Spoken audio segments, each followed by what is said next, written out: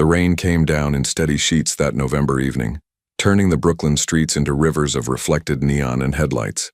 Emma Rodriguez pushed through the glass door of Sal's diner, shaking droplets from her dark hair, as the warm scent of coffee and grilled cheese wrapped around her like a familiar embrace. Her sneakers squeaked against the black and white checkered floor as she hurried toward the back, already 10 minutes late for her double shift. "You're late, mija," called Rosa from behind the counter, her Puerto Rican accent thick with affection rather than reproach. The older woman had worked at Sal's for 20 years and treated every waitress like a daughter. I know, Emma replied breathlessly, tying her apron around her waist with practiced efficiency. The subway was delayed again, and I had to stop by the hospital to drop off Mom's insurance papers. Rosa's expression softened immediately. "How is Isabel doing?" Emma forced a smile, though the weight on her shoulders seemed to press down harder at the question. "The doctors say she's responding well to the treatment. The bills, though," she trailed off, not wanting to burden Rosa with numbers that kept her awake at night. The debt had grown to over $200,000, a mountain she climbed one double shift at a time. "God provides, sweetheart," Rosa said, squeezing Emma's hand. "You're a good daughter. Your father would be proud." The mention of her father sent a familiar ache through Emma's chest. Detective Michael Rodriguez had been killed in the line of duty 5 years ago, caught in crossfire during a situation that went wrong. He'd always told Emma that doing the right thing wasn't always easy, but it was always worth it. She tried to live by those words, even when the right thing meant working 70-hour weeks and surviving on 3 hours of sleep. "Table 6 needs water," Rosa said gently, bringing Emma back to the present, and booth 12 just sat down. Emma grabbed a water pitcher and began her rounds through the familiar landscape of red vinyl booths and chrome-edged tables. Sal's Diner was a Brooklyn institution, one of the last remaining old-school diners in a neighborhood increasingly filled with trendy cafes and artisanal restaurants. The regulars loved it for its authenticity, the real milkshakes, the burgers that actually tasted like beef, the homemade pie that Rosa's sister baked fresh every morning.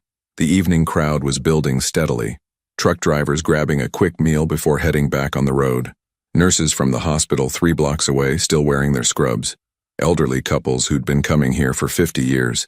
And occasionally, though Emma tried not to think about it too much, people from the other side of the law.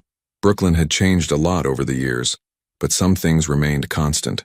The neighborhood still had its shadows, its whispered stories, its unspoken rules.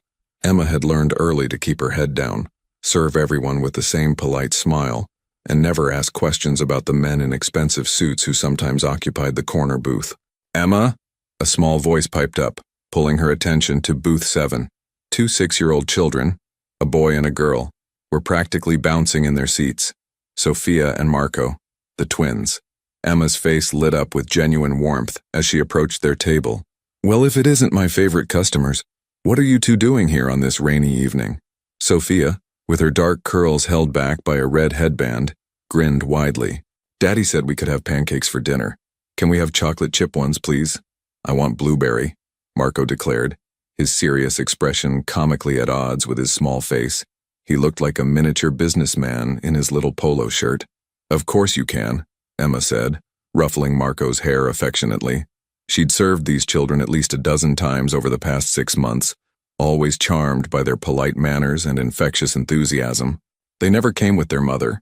Emma had learned from overheard conversations that the woman had passed away a few years ago.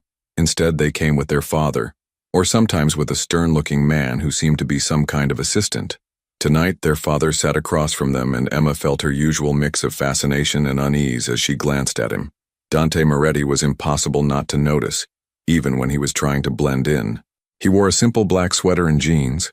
No flashy jewelry or obvious displays of wealth, but there was something about him that commanded attention. Maybe it was the way he held himself, with the perfect posture of someone accustomed to authority. Maybe it was the sharp intelligence in his dark eyes, constantly aware of everything happening around him. Or maybe it was simply the reputation that preceded him, the whispered stories that floated through Brooklyn's underground networks. Emma knew who he was. Everyone in the neighborhood knew who Dante Moretti was, even if they pretended not to. She'd heard the stories, about his family's business, about his influence, about the empire built on foundations she didn't want to examine too closely. But she'd also seen him with his children, and that version of Dante Moretti was someone entirely different. Gentle, patient, present in a way that spoke of genuine love. "Good evening, Mr. Moretti," Emma said professionally, meeting his eyes briefly. "Coffee? Please," he replied, his voice a low rumble that somehow managed to be both commanding and polite. "Black, no sugar." As Emma poured his coffee, she noticed the way his eyes kept scanning the diner, never quite settling, always aware. It was the behavior of someone who'd learned that relaxation could be dangerous. Even here, in a humble diner with his children, he couldn't fully let his guard down. "Daddy, watch this," Sophia said, attempting to balance a spoon on her nose. Marco immediately tried to copy her, and both children dissolved into giggles when the spoons clattered to the table. For just a moment, Dante's serious expression softened into something approaching peace. He smiled at his children, a real smile that transformed his entire face. "Very impressive, Principessa. But maybe keep the spoons on the table before we lose an eye." "Mr. Moretti's right," Emma said with a wink. "I've seen some pretty serious spoon-related incidents in my time. Very dangerous stuff." The twins giggled, and Emma felt that familiar warmth in her chest. These moments, these simple human connections, were what made the long hours worthwhile. It didn't matter who their father was or what he did. These were just kids who deserved kindness and normalcy. "I'll get those pancakes started for you," Emma said, turning toward the kitchen. As she walked away, she felt Dante's eyes follow her briefly before returning to his children. It wasn't threatening or uncomfortable, just the same careful awareness he directed at everything around him. The kitchen was controlled chaos, with Sal himself manning the grill while two other cooks juggled orders. Emma clipped the twins' order to the wheel and grabbed 3 plates that were ready for table 11. The rhythm of the work was soothing in its predictability. Take orders, deliver food, refill drinks, clear plates, repeat. It kept her hands busy and her mind occupied, leaving little room for worry about hospital bills or her mother's next treatment, or whether she'd ever have a life beyond work and exhaustion. "Table 12 needs their check," Rosa called out, and Emma nodded, already moving. The diner was filling up now, nearly every booth occupied. The rain had driven people inside, seeking warmth and comfort food. The windows fogged with condensation, creating a cocoon-like atmosphere that made the harsh world outside seem distant. Emma delivered meals, refilled coffee cups, and chatted with regulars, all while keeping one eye on booth 7. She'd learned to be attentive to the twins' needs. Sophia liked her pancakes cut into small pieces. Marco preferred his milk in a specific blue cup, and both of them needed extra napkins because they ate with enthusiastic messiness. When their food was ready, Emma carried the plates carefully through the crowded diner. 2 chocolate chip pancakes for the beautiful lady," she announced, setting Sophia's plate down with a flourish, "and blueberry pancakes for the handsome gentleman." "Thank you, Miss Emma." Both children chorused, and Dante nodded his appreciation. "Can I get you anything else?" Emma asked. "This is perfect," Dante replied. There was something in his voice, a quality of genuine gratitude that seemed almost foreign to him, as if he wasn't accustomed to simple kindnesses. As Emma turned to leave, Sophia reached out and grabbed her hand. "Miss Emma, your bracelet is so pretty. Did your mom give it to you?" Emma glanced down at the simple silver bracelet on her wrist, a gift from her father on her 16th birthday. "Actually, my dad gave it to me. It was a long time ago, but I wear it every day to remember him." "Where is he?" Marco asked with the innocent directness of childhood. "He's in heaven," Emma said softly, "but I think he watches over me, making sure I'm okay." Sophia's expression turned serious. "Our mommy is in heaven too. Daddy says she's our guardian angel." Emma's heart clenched. She glanced at Dante and saw something vulnerable flash across his face before he masked it. "I'm sure she is," Emma said gently, "and I bet she's very proud of you both." "Can you be our friend, Miss Emma?" Sophia asked suddenly. "We don't have many friends. Daddy says it's complicated." Before Emma could respond, Dante spoke quietly. "Sophia, Miss Emma has work to do. We can't take up all her time." But his eyes met Emma's, and she saw something there. Perhaps loneliness, perhaps regret, perhaps simply the recognition of a fellow person navigating life's complications in their own way. "I'm already your friend," Emma said, squeezing Sophia's hand gently. "And friends look out for each other, right?" "Right," both twins agreed enthusiastically. As Emma walked away, she felt Dante's gaze on her back again, heavier this time, weighted with something she couldn't quite name. The evening wore on. Emma moved through her section with efficient grace, her body running on autopilot even as her mind drifted to tomorrow's tasks.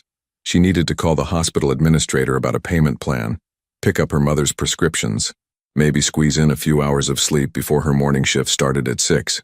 At 8:47 p.m., according to the clock above the counter, everything changed. The front door burst open with enough force to slam against the wall.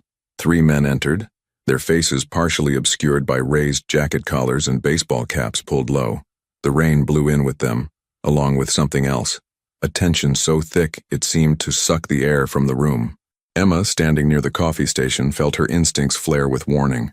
She'd grown up in Brooklyn, daughter of a detective, and she'd inherited her father's ability to read danger in the subtle shifts of body language and atmosphere. These men weren't customers seeking shelter from the rain. The diner fell silent except for the sizzle of the grill and the low hum of refrigeration units. Conversations died mid-sentence. Even Sal, who'd seen everything in 30 years of running this place, froze with his spatula suspended in the air. The lead man's eyes swept the room with predatory focus before landing on booth 7, on Dante Moretti and his 2 children. Time seemed to slow down, each second stretching like taffy. Emma saw Dante's body language shift instantly from relaxed father to something else entirely. Coiled, ready, dangerous. His hand moved almost imperceptibly, reaching across the table to touch his children's arms. "Stay behind me," he said quietly, his voice carrying a tone of absolute authority that the twins immediately obeyed without question. Years of training, Emma realized with a chill. They'd been taught what to do in situations like this. The lead man took 3 steps into the diner. His right hand was inside his jacket, and Emma's father's voice echoed in her memory. When someone keeps their hand hidden like that, they're either very cold or very dangerous. Usually, it's the second one. "Moretti," the man said, his voice carrying across the silent diner. "You've got something that belongs to my employer. We're here to collect." Dante stood slowly, positioning himself between the men and his children. His face was completely calm, but Emma could see the calculation in his eyes, assessing exits, distances, possibilities. "This isn't the place," he said evenly. "There are innocent people here. Children." "Yeah, your children," another man said, and there was something cruel in his smile. "Funny how that works." Emma's heart hammered against her ribs. She glanced around the diner, at Rosa, frozen behind the counter, at the elderly couple in booth 3, clutching each other's hands, at the young mother with a baby in the corner, tears streaming down her face. Everyone was caught in this moment, hostages to someone else's conflict. Dante's stance shifted slightly, and Emma recognized it. Her father had taught her about pre-attack indicators, the subtle physical preparations someone makes before violence erupts. Dante was preparing to defend his children, but the angle was all wrong. The men were positioned where any confrontation would put the twins directly in danger. The lead man's hand began to emerge from his jacket. Emma didn't think. Her father's voice rang in her memory. "Sometimes the right thing isn't the smart thing, mija, but it's still right." She moved, 3 steps from the coffee station to booth 7. Her body positioned between the children and the doorway, arms spread slightly as if she could somehow shield them with her 125-pound frame. "Please," she said, her voice remarkably steady despite the terror coursing through her veins. "There are children here. Whatever issue you have, it can be resolved somewhere else. Let them go." The lead man's expression flickered with surprise, then something like admiration. "Lady, you don't know what you're stepping into." "I know there are 2 6-year-olds who've done nothing wrong," Emma replied. Behind her, she could feel Sophia and Marco trembling, could sense Dante's tension like electricity in the air. Whatever needs to happen, it doesn't need to involve them. "Emma, move," Dante said, his voice tight with controlled fear, and she realized with shock that he was afraid for her. This man who probably feared very little was afraid for the waitress who'd stepped between his children and danger. "It's okay," Emma said softly, unsure if she was talking to Dante, the children, or herself. The lead man's eyes hardened. "Last chance, Moretti. What we're looking for, or—" The rest of his words were drowned out by the sudden eruption of movement. Emma felt more than saw the shift in dynamics, the way violence can explode from stillness in a heartbeat. There was shouting, the crash of dishes as people dove for cover, Rosa screaming from behind the counter, and then pain. It bloomed in Emma's abdomen like a flower of fire, stealing her breath and her balance in the same instant. She heard Sophia scream, felt strong hands catch her as her legs gave out. heard Dante's voice, no longer calm, no longer controlled, shouting something she couldn't quite process. The floor came up to meet her, or maybe she was falling. The ceiling tiles above her head seemed very white, very distant.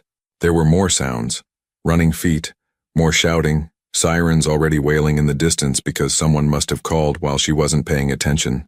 "Emma, stay with me."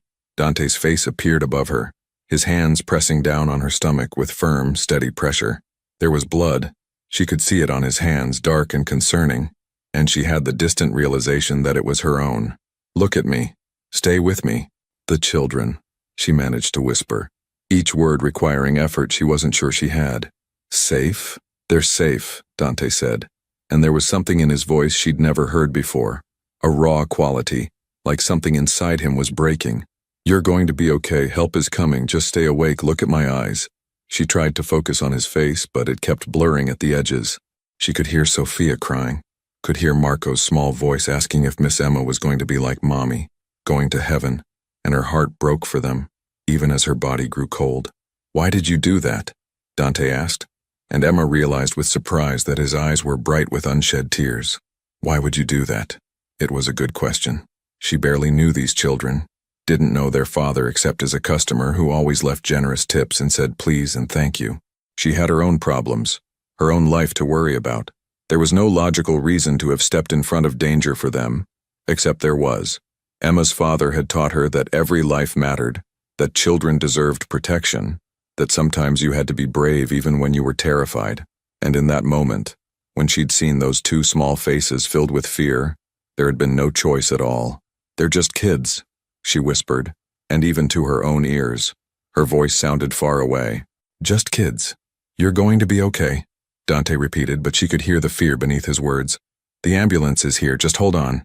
Paramedics swarmed into her field of vision, their faces professional and concerned. She felt herself being lifted, felt the cold night air as they rushed her toward the ambulance. The rain fell on her face and she thought absently that it felt good, cleansing somehow. Dante climbed into the ambulance with her, still holding her hand, his expensive sweater soaked with rain and her blood. Behind him, through the open doors, Emma could see Vincent, the stern man who sometimes accompanied the twins, gathering Sophia and Marco, shielding them from the sight of her on the stretcher. "Sir, are you family?" a paramedic asked Dante. "Yes," Dante said without hesitation, his eyes never leaving Emma's face. "She's family." The paramedic nodded and went to work, attaching monitors, starting an IV line, speaking in rapid medical terminology that Emma couldn't quite follow. She felt pressure on her abdomen, felt the sting of needles, felt her body being manipulated as they tried to stabilize her. "Emma," Dante said, squeezing her hand gently. "Can you hear me?" She managed a small nod, though even that simple movement took immense effort. Her body felt heavy, disconnected, like it belonged to someone else. "I need you to fight," he said, and there was a fierce intensity in his voice that cut through her growing haze. "I need you to stay here. My children need you. I need you to stay." "Trying," she whispered, though she wasn't sure how successful she was being. The cold was spreading through her body, making her thoughts slow and fuzzy. She could feel herself slipping away, like water through cupped hands. "Tell me about your mother," Dante said suddenly. "You said she's sick. Tell me about her." Emma blinked slowly, trying to focus on his face. "Isabel," she managed. She's strong, like my dad. She taught me to always help people, to be kind." "You learned well," Dante said, and his voice cracked slightly. "You're the kindest person I've ever met, Emma Rodriguez. Don't leave us. Don't leave them. They've lost enough." The ambulance raced through the Brooklyn streets, sirens wailing. Emma could feel each turn, each bump, sending waves of pain through her body. The paramedics worked with urgent efficiency, speaking in calm voices that didn't quite match the speed of their movements. "BP dropping," one of them said. "We need to move faster." 3 minutes to Brooklyn Methodist," the driver called back. 3 minutes. Emma wondered if she had 3 minutes. She wondered if her mother would be okay without her, who would pay the medical bills, whether Rosa would remember to put extra chocolate chips in the twins' pancakes. Stupid thoughts, trivial thoughts, but they floated through her mind like leaves on water. "Emma, open your eyes," Dante commanded, and she realized she'd closed them. "Look at me. Tell me what Sophia's favorite color is." "Red," Emma whispered. latching onto the question like a lifeline. She likes red headbands. And Marco? Blue. Like the sky, like heroes. That's right, Dante said, his thumb stroking the back of her hand. They talk about you, at home. Miss Emma always smiles. Miss Emma tells the best jokes. Miss Emma makes the world seem safer. You've been protecting them for months in small ways. Tonight was just bigger. Emma wanted to tell him that wasn't protection. That was just being human, but the words wouldn't come.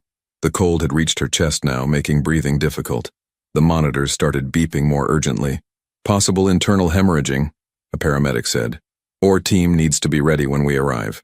You're almost there, Dante told her, his voice urgent now.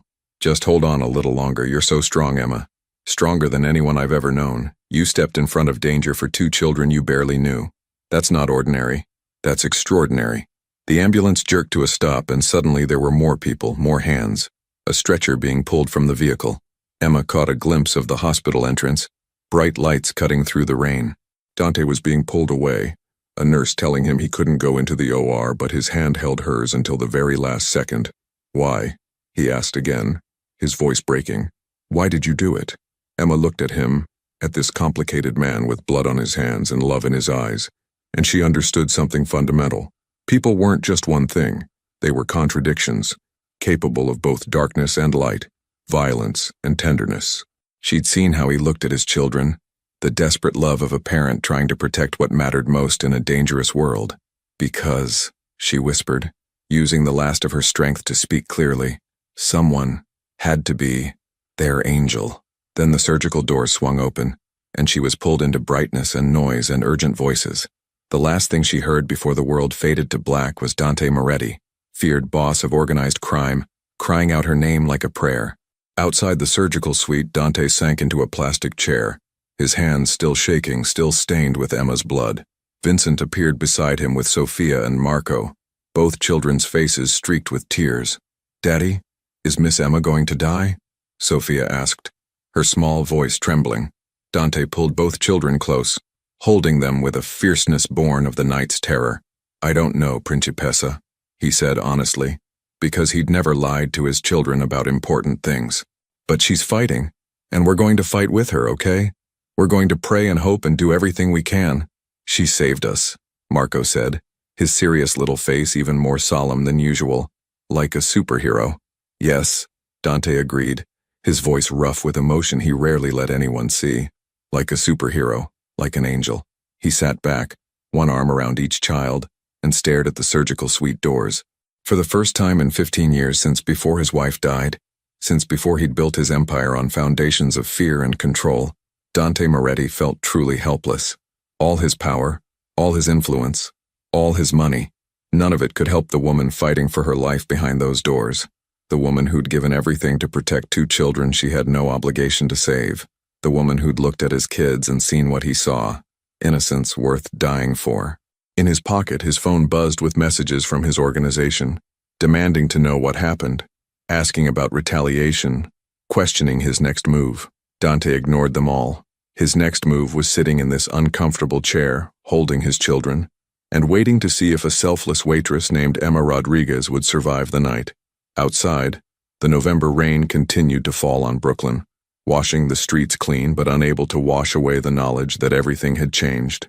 That somewhere in the chaos and violence of this world, there were still people capable of extraordinary selflessness, that angels walked among them, wearing sneakers and waitress aprons, serving pancakes and protecting children with nothing but their own fragile bodies and immense courage. And Dante Moretti, who'd thought himself beyond redemption, found himself hoping desperately that this particular angel would survive to see another morning. The fluorescent lights of Brooklyn Methodist Hospital's ICU hummed with a sterile constancy that Dante Moretti had come to despise over the past 18 hours. He sat in an uncomfortable vinyl chair outside the intensive care unit, his expensive sweater replaced by a plain gray t-shirt that Vincent had brought him, though traces of blood still stained his hands no matter how many times he'd scrubbed them in the bathroom sink.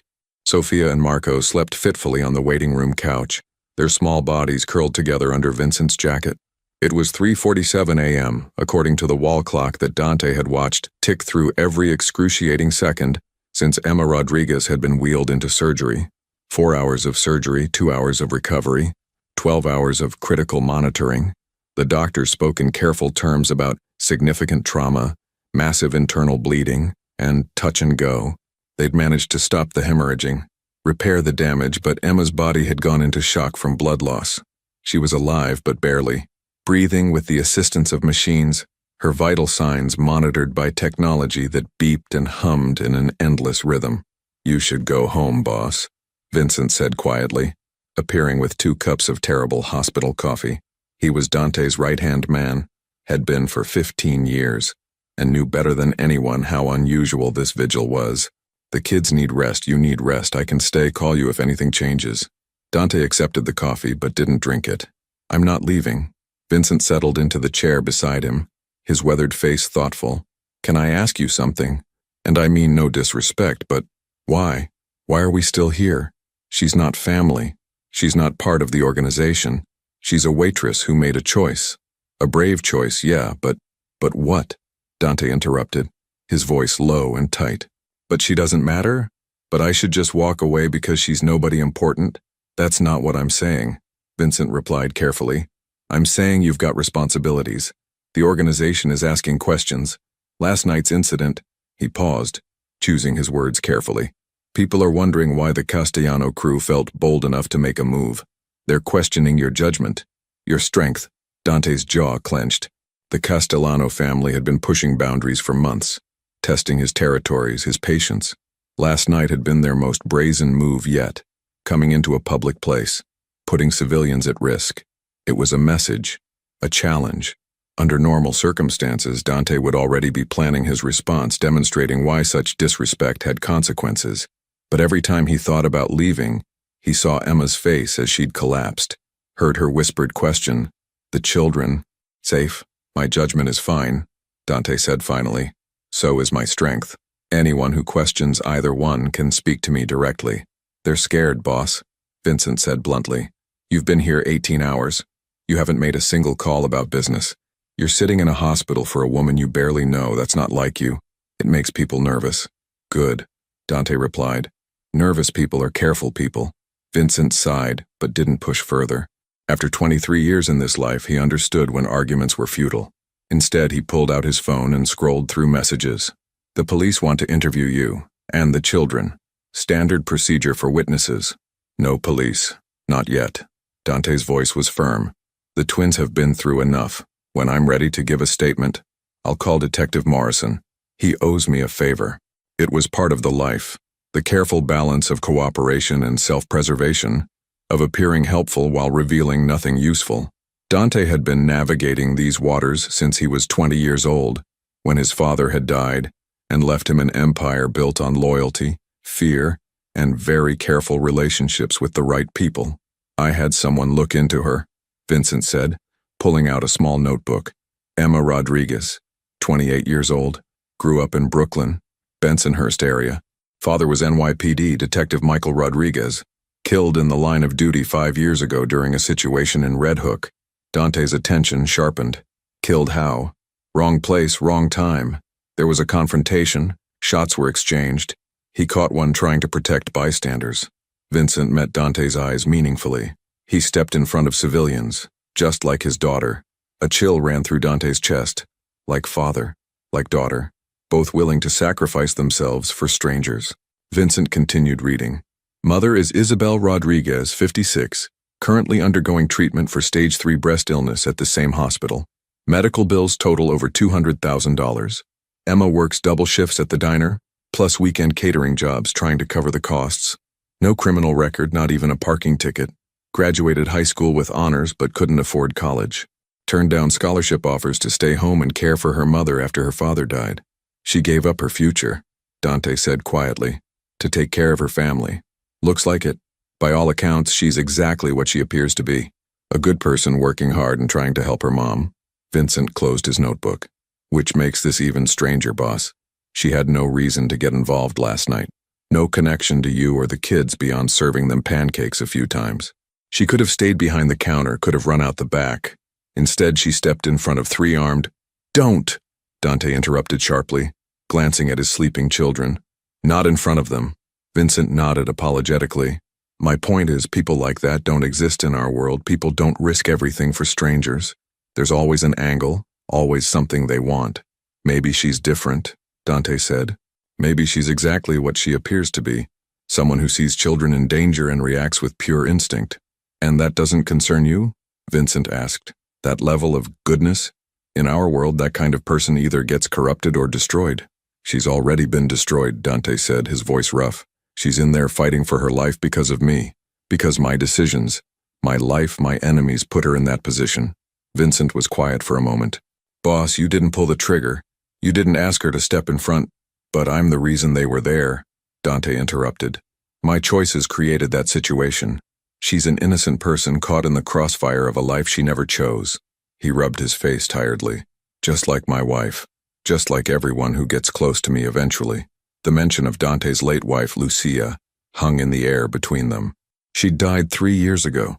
Not from violence, but from a medical condition that had gone undiagnosed too long. By the time they'd caught it, it was too late. Dante had thrown all his resources at the problem, the best doctors money could buy, experimental treatments, everything. Nothing had worked. He'd been forced to watch helplessly as the woman he loved slipped away, leaving him alone with 2 3-year-old children and a heart that had hardened into something cold and impenetrable. Or so he'd thought. A nurse emerged from the ICU, and Dante was on his feet immediately. How is she? The nurse, a kind-faced woman in her 50s, managed a small smile. She's stable, still critical, but her vital signs are improving slightly. The next 48 hours will be crucial. Can I see her? Dante asked. Family only, I'm afraid. Hospital policy. I'm her. Dante hesitated, unsure what lie to tell, but Vincent stepped in smoothly. He's her fiancé, Vincent said. They were supposed to get engaged next month. Please, he's been here all night. The nurse's expression softened with sympathy.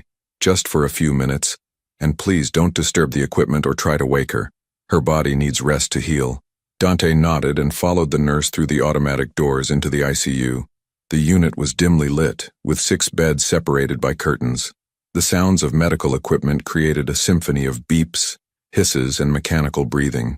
In the 3rd bed, partially hidden by a blue curtain, lay Emma Rodriguez. Dante's breath caught in his throat. She looked impossibly small in the hospital bed, her dark hair spread across the white pillow, her skin pale against the various tubes and wires connected to her body. A ventilator helped her breathe with rhythmic precision. IV lines ran from both arms. Monitors displayed her heart rate, blood pressure, oxygen levels in glowing numbers that meant the difference between life and death. She's a fighter, the nurse said softly, adjusting one of the IV bags. We had several moments during surgery where we thought we'd lost her, but she kept fighting.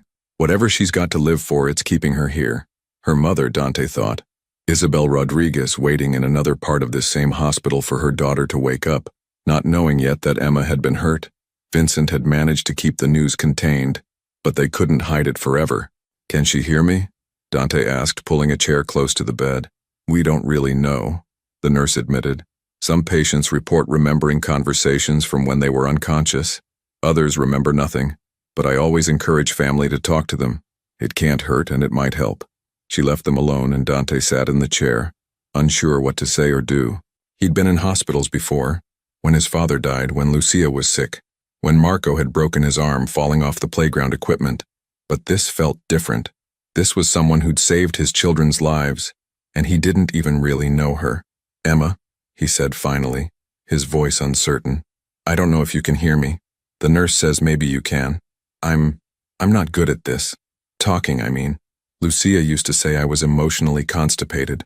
He smiled slightly at the memory. She was right. He reached out carefully, avoiding the IV lines, and took Emma's hand. It was cool to the touch, small and delicate in his larger palm. Sophia and Marco are outside, sleeping. They wanted to stay, wanted to see you, but the nurses won't let them into the ICU. They've been asking about you constantly. When will Miss Emma wake up? Can we bring her flowers? Will she still be our friend? His voice grew rough. They've already lost their mother. They can't lose you too. The monitors beeped steadily, offering no response. I had someone look into your background, Dante continued. I know about your father, about your mother, about the bills you're trying to pay. I know you gave up everything to take care of your family. He paused, struggling with emotions he usually kept locked away. You're remarkable, Emma Rodriguez. In a world full of people looking out for themselves, you look out for everyone else, even strangers. Even a man like me and his children. He sat back, still holding her hand, and let the silence stretch between them. The ICU hummed with activity even in the early morning hours. Nurses checking patients, doctors reviewing charts, machines sustaining life through technology and medicine. My wife would have liked you, Dante said eventually. Lucia was like that too. Kind, selfless. She saw the best in everyone, even me. He laughed bitterly. Especially me. She married me knowing exactly what my life was, what my family did. She thought she could save me, redeem me somehow, make me into something better. He stared at Emma's peaceful face. For a while she did. When she was alive, I tried to be worthy of her, tried to be the man she believed I could be. After she died, he trailed off, the memories too painful. After she died, I went back to being what I was always meant to be. Cold, calculating, effective. The ventilator hissed rhythmically, breathing for Emma, keeping her alive. But last night, watching you step in front of my children without hesitation, without thinking about yourself, Dante's voice broke slightly. You reminded me that goodness still exists, that some people still act from pure motives without expecting anything in return. And now you're here, fighting for your life, because you protected what I should have been able to protect. He leaned forward, his elbows on his knees, his face in his free hand. For the first time since Lucia died, Dante Moretti allowed himself to feel the full weight of his choices, his life, his failures. He'd built an empire, commanded respect and fear, provided for his family through means both legitimate and otherwise, but he hadn't been able to protect them in a diner on a rainy November night. A waitress had done what he couldn't. I'm going to make this right, he said quietly but firmly. Your mother's medical bills, I'll take care of them. All of them. And I'll make sure the people responsible for this face consequences. Not revenge, not violence, but justice. Real justice. You deserve that much. The door opened, and Vincent appeared, gesturing urgently. Dante stood reluctantly, still holding Emma's hand. I have to go, but I'll be back. The kids will be back. We're not leaving you alone in this fight. He squeezed her hand gently and turned to leave, but as he reached the doorway, he looked back one more time. Thank you, he said, his voice barely above a whisper. Thank you for seeing my children as worth saving. Thank you for being their angel when they needed one most. Outside the ICU, Vincent looked troubled. We've got a problem. Mrs. Rodriguez, Emma's mother, she's asking for her daughter. The nurses told her Emma usually visits every morning before her shift. She's getting agitated, asking questions. Dante's jaw tightened. Where is she? 4th floor, oncology wing. Take me there. They moved through the hospital corridors, past other early morning visitors and exhausted night shift workers preparing to go home. The 4th floor was quieter, more subdued. Cancer treatment centers had a different energy than emergency rooms or ICUs. Less frantic, more resigned. The long, slow battle rather than the sudden crisis. Vincent led him to room 412, where a woman sat propped up in bed, her gray hair wrapped in a colorful scarf. Isabel Rodriguez had the same bone structure as her daughter, the same determined set to her jaw. Even weakened by illness and treatment, she radiated a strength that reminded Dante of Emma lying unconscious 3 floors below. Mrs. Rodriguez, Dante said, entering the room. My name is Dante Moretti. I'm a friend of Emma's. Isabel's sharp eyes assessed him quickly, taking in his expensive watch, his bearing, the way Vincent stood guard at the door. You're not a friend, she said bluntly. Friends don't have bodyguards. Who are you really? And where is my daughter? Dante appreciated her directness. It made what he had to say slightly easier. He pulled a chair close to her bed and sat down. Emma was hurt last night. She's downstairs in the ICU. She's stable, but it's serious. The color drained from Isabel's face. How? What happened?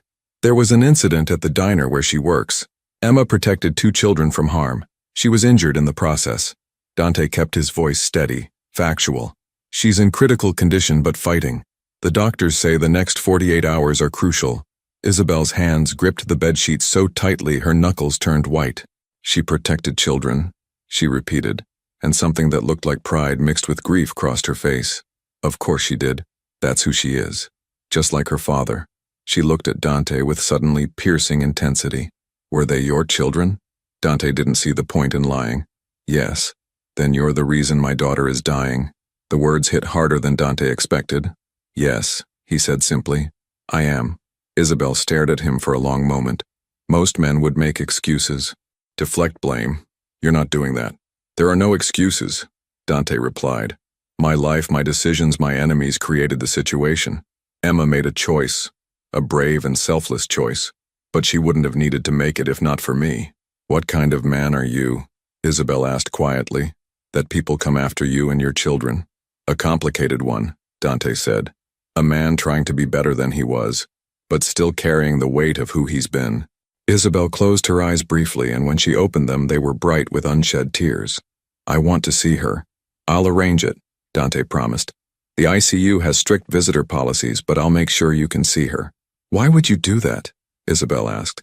Why do you care what happens to Emma? Is this guilt? Obligation? Dante considered the question carefully. Both of those things, he admitted. But also something else. Your daughter looked at two children she barely knew and decided they were worth dying for. That kind of selflessness, it's rare. It's precious. I want to make sure she survives so she can continue being that kind of person in a world that desperately needs more of them. Isabel studied his face for a long moment. You're in love with her? No, Dante said immediately. But even as he spoke, he felt uncertain. Love was what he'd had with Lucia. Years of building a life together, of shared dreams and daily intimacies. What he felt for Emma was something different. Something he couldn't quite name. Admiration, certainly. Gratitude, absolutely. But also something deeper. Something that had taken root in his chest when she'd whispered, "They're just kids," as her life bled out onto the diner floor. Not yet, Isabel said, seeing something in his expression that Dante himself didn't fully understand. But you will be. I can see it.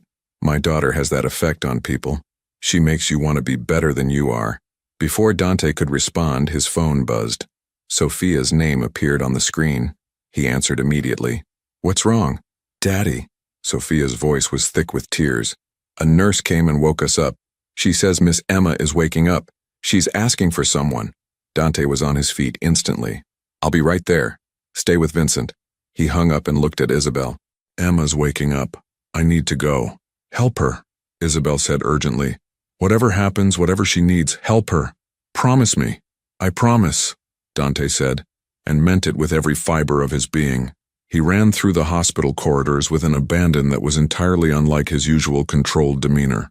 Vincent barely kept pace, calling after him about drawing attention, about maintaining protocol. But Dante didn't care. Emma was waking up. She was fighting her way back. The ICU doors were already opening as he approached. The same kind nurse stood waiting. She's conscious but disoriented.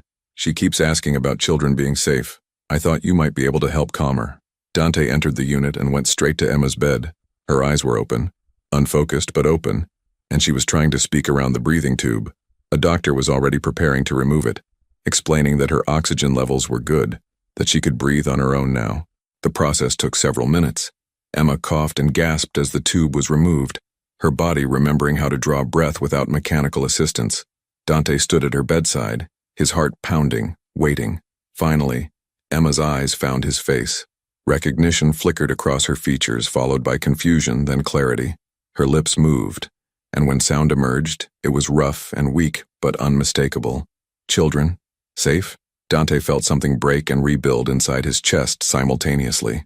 After everything she'd been through, surgery, trauma, 18 hours unconscious, her first concern was still for Sophia and Marco. They're safe, he said, his voice thick with emotion he didn't try to hide. They're right outside, waiting to see you. They've been so worried. Emma's eyes closed in relief, tears slipping down her pale cheeks. Good, she whispered. That's good. How do you feel? The doctor asked, checking her monitors. Any pain? Everything hurts, Emma admitted, her voice barely audible. But I'm alive? Very much so, the doctor confirmed with a smile. You're incredibly lucky, Ms. Rodriguez. The injury was severe, but you're young and strong. With proper care and rest, you should make a full recovery. Emma's gaze drifted back to Dante. You're here. I've been here since they brought you in, Dante said. I wasn't going to leave until I knew you'd be okay. Your children are fine, completely unharmed. Thanks to you. Dante pulled the chair close and sat down, bringing himself to her eye level. Emma, what you did, there are no words. You saved their lives. Anyone would have, Emma started, but Dante shook his head. No, they wouldn't. Most people would have run, would have protected themselves. You stepped forward when everyone else was stepping back. You put two children you barely know ahead of your own safety. That's not normal. That's extraordinary. Emma seemed embarrassed by the praise. I didn't think, I just moved.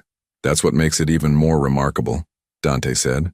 It was pure instinct, pure goodness. A nurse interrupted gently. I'm sorry, but Ms. Rodriguez needs rest. The excitement of waking up has raised her blood pressure. We need to keep her calm. Can my children see her? Dante asked. Just for a moment? They've been terrified. The nurse hesitated, then nodded. 2 minutes. No more. Dante went to get Sophia and Marco, who were hovering anxiously with Vincent just outside the ICU doors. Both children's faces were streaked with tears, their eyes red from crying. She's awake, Dante told them, crouching to their level. But she's very weak and needs rest. You can see her for just a minute to say hello, but then we have to let her sleep. Understand? Both children nodded solemnly. Dante led them into the ICU, Vincent following at a respectful distance. When Emma saw the twins, her tired face lit up with a genuine smile. Hey there, she said softly. Come here. Sophia and Marco approached the bed carefully, as if Emma might break. Sophia reached out and touched Emma's hand gently. You saved us, Sophia said, her voice trembling.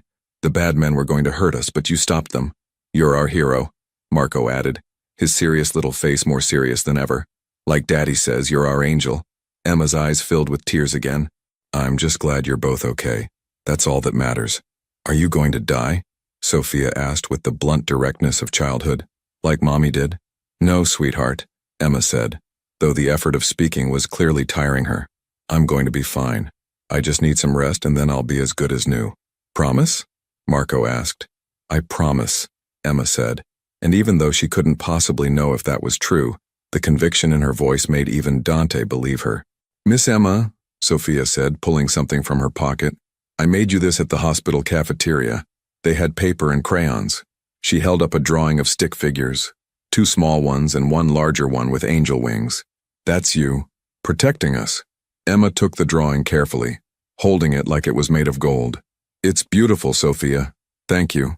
I'll keep it forever. The nurse tapped her watch, and Dante nodded. We need to let Miss Emma rest now, but we'll come back soon, okay?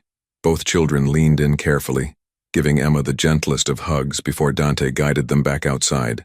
Vincent took them to get breakfast, leaving Dante alone with Emma one more time. Your mother is upstairs, Dante said quietly. She knows what happened. She wants to see you. Mom! Emma's expression crumbled. She must be so worried. And the bills. I need to get back to work. The diner is fine, Dante interrupted gently. And so are your mother's bills. I'm taking care of everything.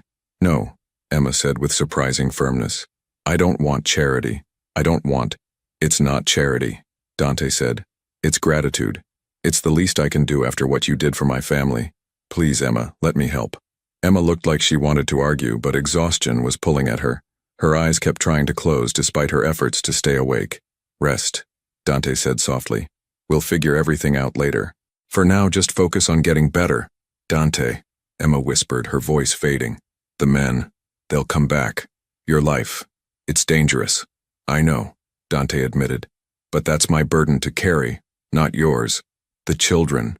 Emma's eyes were closing now, sleep claiming her despite her resistance. We'll be protected, Dante promised. Always. I give you my word. Emma's breathing deepened into sleep, her hand relaxing in his. Dante sat there for another moment, looking at this remarkable woman who'd upended his world in the space of a single evening. Isabel Rodriguez had been right.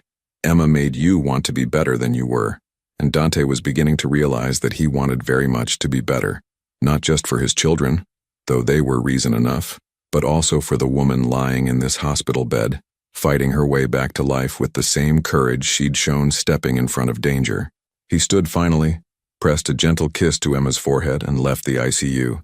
Vincent was waiting with the twins, who'd gotten pancakes from the cafeteria, chocolate chip and blueberry, just like they'd ordered at the diner before everything went wrong. What now, boss? Vincent asked quietly.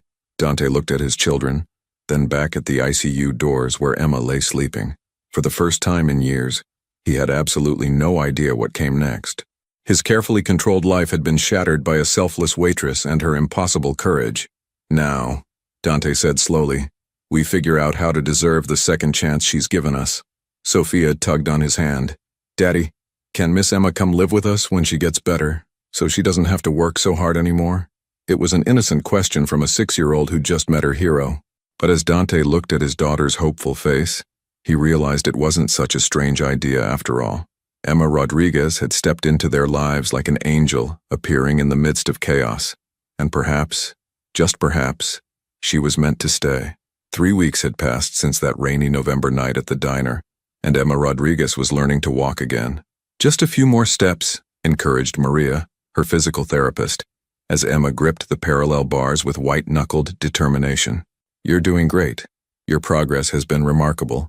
Emma forced her legs forward, each step sending echoes of pain through her healing body. The injury had done significant damage, and the recovery process was slow and frustrating, but she'd never been one to give up easily. That's it for today, Maria said with an approving smile. You've increased your distance by 20% this week. At this rate, you'll be running marathons by spring. I'd settle for walking to the bathroom without feeling like I've climbed Everest, Emma replied, managing a tired laugh as she settled into the wheelchair that had become her temporary reality. As Maria wheeled her back toward her hospital room, Emma caught sight of 2 familiar small figures racing down the corridor, Vincent following at a more measured pace. Miss Emma, Sophia called out, her red headband bouncing as she ran. We brought you something. Marco held up a plastic container. Chocolate chip cookies. Real ones, not hospital ones. Emma's heart swelled at the sight of them. For 3 weeks, the twins had visited almost daily, bringing drawings, stories about their day, and an infectious joy that made the hospital room feel less sterile. Their father came too, though he usually stood in the doorway looking uncomfortable, as if he didn't quite know what his role should be. Those look amazing, Emma said as the children crowded around her wheelchair. Did you help make them? Rosa made them, Sophia explained. From the diner. Daddy took us to visit and everyone asked about you. Rosa cried and said to tell you she's praying for you. The mention of the diner sent a pang through Emma's chest. She'd been there 5 years, had built relationships with regulars, had found a kind of family in the chaos of dinner rushes and early morning breakfast crowds. Now, because of one night, everything had changed. Where's your father? Emma asked, noting that Dante wasn't with them. On the phone, Marco said with a dramatic eye roll that looked oddly adult on his 6-year-old face. Always on the phone. Vincent says Daddy works too much. Vincent cleared his throat diplomatically. Mr. Moretti handles many important matters. Emma smiled at the careful phrasing. She'd learned over the past weeks that Vincent was a master of saying much while revealing little. He'd been kind to her, always respectful, but maintained a professional distance that reminded Emma exactly who these people were. Dante appeared moments later, phone in hand, his expression preoccupied. When he saw Emma, though, something softened in his face, a transformation Emma had witnessed increasingly over their time together. Emma, he said, his voice warm, how was physical therapy? Painful and exhausting, Emma admitted. So basically successful. Dante smiled, a real smile that reached his eyes. The doctor says you're healing faster than expected. They're talking about releasing you in a few days. Emma's stomach tightened at that news. She'd been trying not to think about what came next. Her small apartment required climbing 3 flights of stairs. Impossible in her current condition. Her mother was still in the hospital upstairs, still undergoing treatment. And the medical bills from her own care had to be astronomical, adding to the already insurmountable debt. As if reading her thoughts, Dante said carefully, "We need to talk about your living situation. Do you have somewhere to go when they discharge you?" "I'll figure something out," Emma said, hating the uncertainty in her own voice. "Miss Emma should come live with us," Sophia announced with the confidence of someone who'd already decided the matter. "We have lots of rooms and she can have the one with the big windows that Mommy used to paint in." "Sophia," Dante said gently, "we talked about this. Miss Emma has her own life, her own plans." "Actually," Emma interrupted, surprising herself, "I don't really have plans, or a practical way to manage recovery alone." She took a breath, pride warring with necessity. "The doctors say I'll need help for at least 6 weeks. My apartment isn't accessible. My mom is still here. I don't have family nearby or friends who can take time off work to help me." Dante's expression became unreadable. "I've been wanting to talk to you about this. I have a proposal. Emma waited, unsure what to expect. Come stay at my home while you recover, Dante said. Not as charity, he added quickly, seeing Emma's automatic resistance. As employment, the twins need a nanny, someone who can be there when I'm working, help with homework, provide stability. You'd have your own suite, complete privacy and full access to our physical therapy equipment. In exchange, you'd spend time with Sophia and Marco. Light duty only, nothing that interferes with your recovery. I don't know anything about being a nanny, Emma protested. You know how to be kind, Dante replied. You know how to make my children feel safe and valued. That's more important than any certification. Emma looked at the twins who were watching her with hopeful expressions. The offer was tempting, almost too tempting. It solved her immediate problems while allowing her to maintain dignity through work, rather than accepting handouts. But it also meant entering Dante's world more completely, becoming part of a life she didn't fully understand. What about my mother? Emma asked. I can't just abandon her here. Your mother's treatment is being covered, Dante said. All of it. And when she's well enough to be discharged, we'll make arrangements for her care too. This isn't conditional, Emma. Whether you accept the nanny position or not, your family's medical bills are handled. Why? Emma asked, the question that had been burning in her chest for weeks. Why are you doing all this? Dante crouched beside her wheelchair, bringing himself to eye level. Because you saved my children's lives. Because you're a good person who deserves help. And because... He paused, seeming to struggle with words. Because you remind me that goodness still exists. I want to protect that. Protect you. Emma felt tears prickling her eyes. She'd been independent for so long, shouldering burdens alone, that accepting help felt foreign and frightening. But she was also exhausted, from the pain, the worry, the constant struggle to survive. Okay, she said softly. I'll try it. Temporarily. Until I'm fully recovered. Sophia squealed with delight and threw her arms around Emma's neck. Marco did the same from the other side, and Emma found herself laughing despite her tears, overwhelmed by their uncomplicated joy. Dante stood, his hand briefly touching Emma's shoulder. Thank you for trusting us. 5 days later, Emma was discharged from the hospital. Dante's car, a sleek black sedan that probably cost more than Emma had earned in her entire life, pulled up to a building in Manhattan's Upper East Side that made her breath catch. This is where you live? Emma asked, staring up at the modern high-rise. Top floor, Dante confirmed, helping her from the car while Vincent managed her wheelchair. The view is spectacular. The elevator ride to the penthouse felt surreal. Emma had lived her entire life in modest Brooklyn apartments, had never imagined spaces like the one she entered. Floor-to-ceiling windows overlooking Central Park, sleek modern furniture, art on the walls that was probably worth more than her mother's house. Your room is this way, Dante said, leading her down a hallway. I had it set up with everything the doctor recommended. The bedroom suite was larger than Emma's entire apartment. A hospital-grade bed with controls for adjustment. A private bathroom with grab bars and a walk-in shower designed for accessibility. Large windows with automated blinds. And everywhere, small touches that spoke of thoughtfulness. Fresh flowers, books on the nightstand, photographs of Sophia and Marco playing in the park. The twins helped decorate, Dante explained, noting Emma's attention to the children's artwork hung carefully on one wall. They wanted you to feel welcome. It's perfect, Emma said, genuinely moved. Thank you.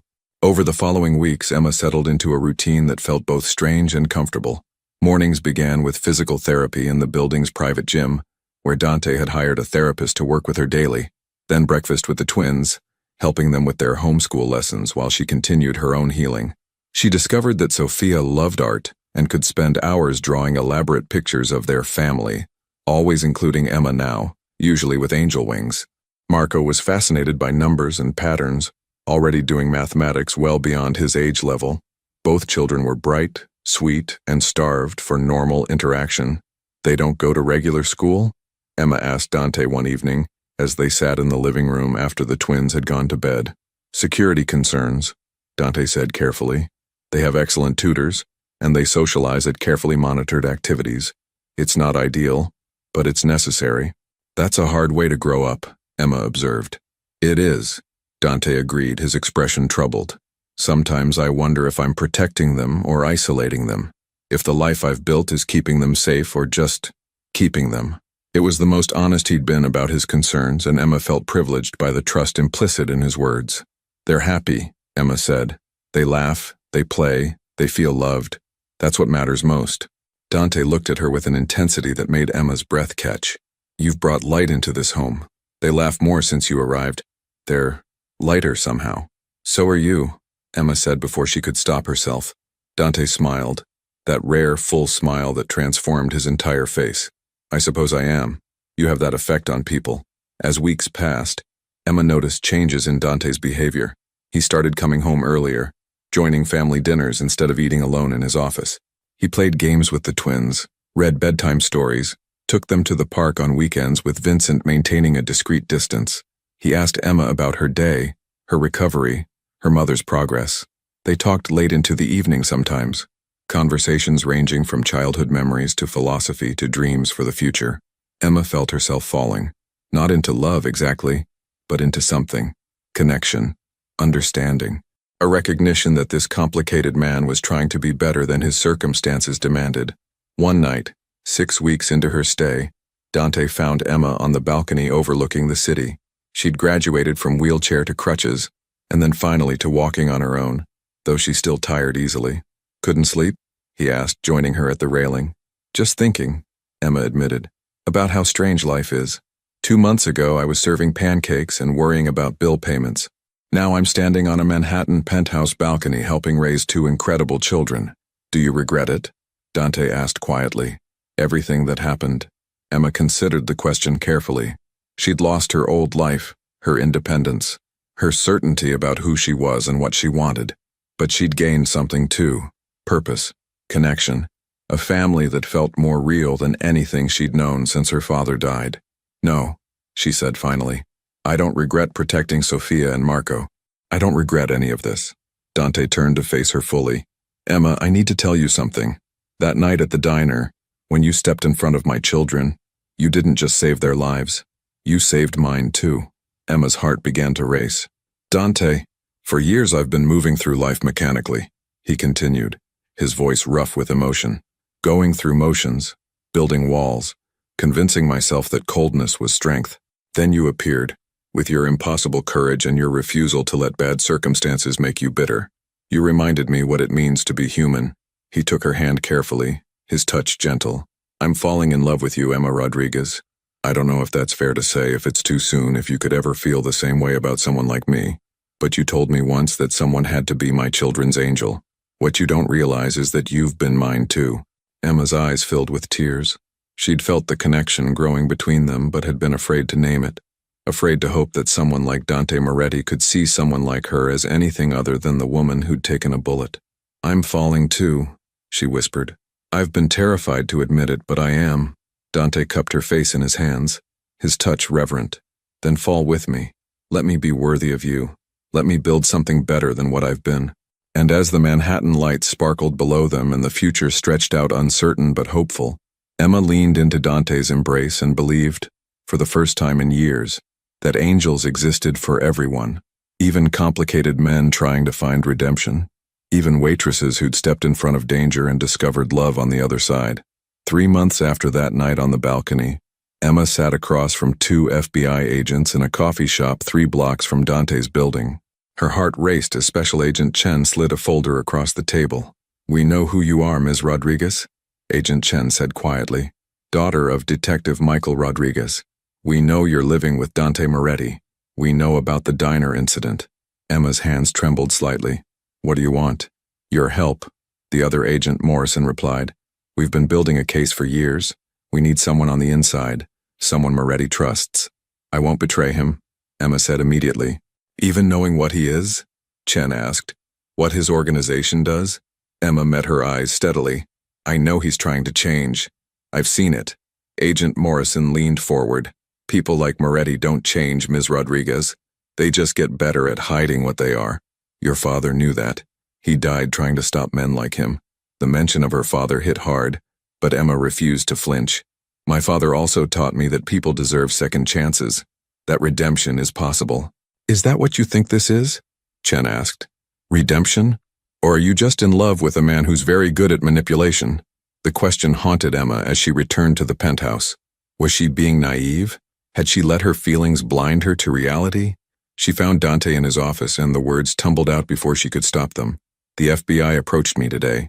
Dante's expression didn't change, but something flickered in his eyes. What did they want? Me to inform on you, to help build their case. Emma took a breath.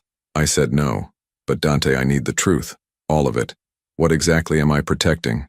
Dante stood, walked to the window overlooking the city. You deserve honesty. His voice was heavy. My family built their fortune through means that weren't always legal. I inherited that empire at 20.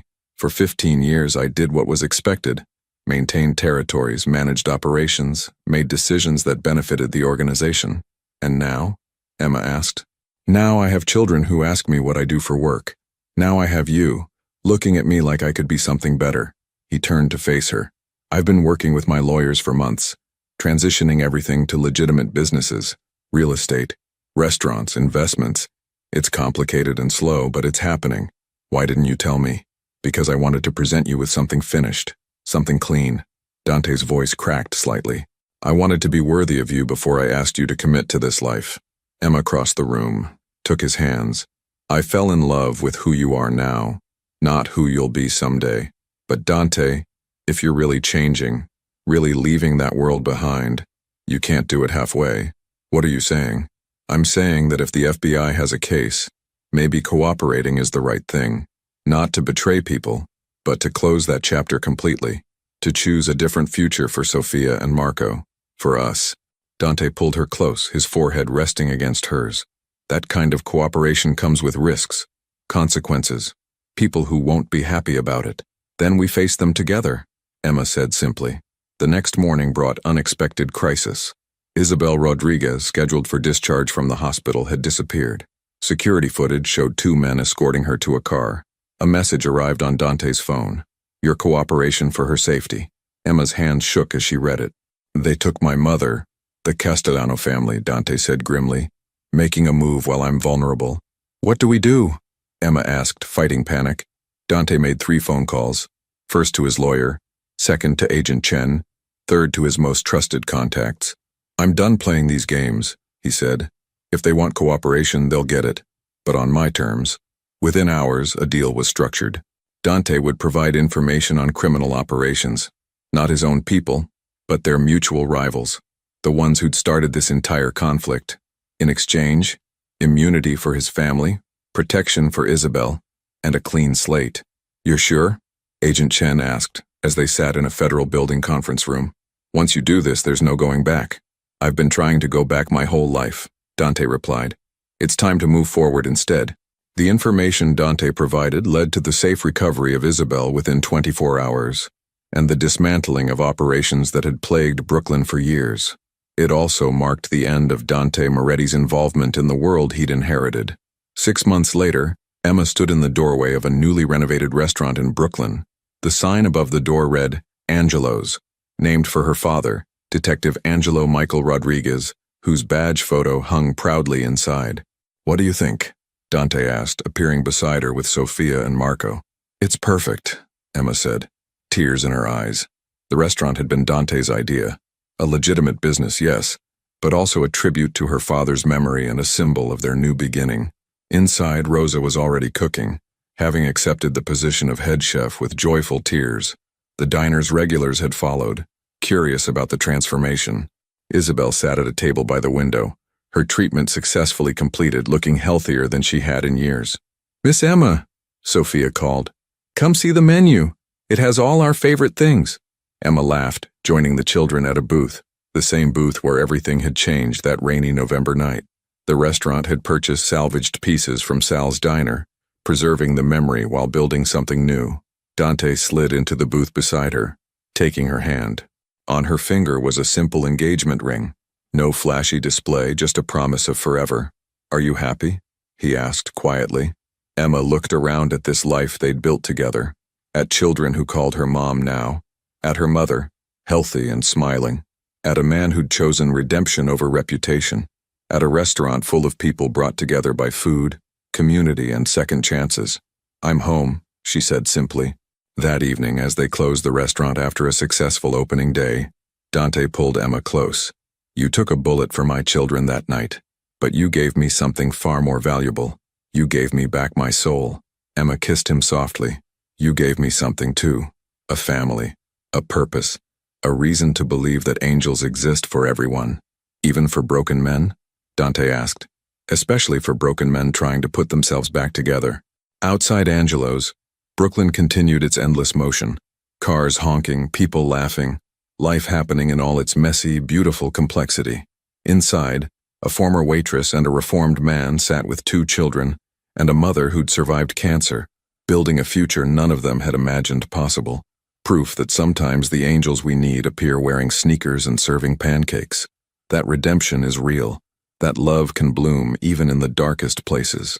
And that choosing to step forward when everyone else steps back can change not just one life but many. Emma Rodriguez had saved Dante Moretti's children that rainy November night, but in the process, she'd saved them all.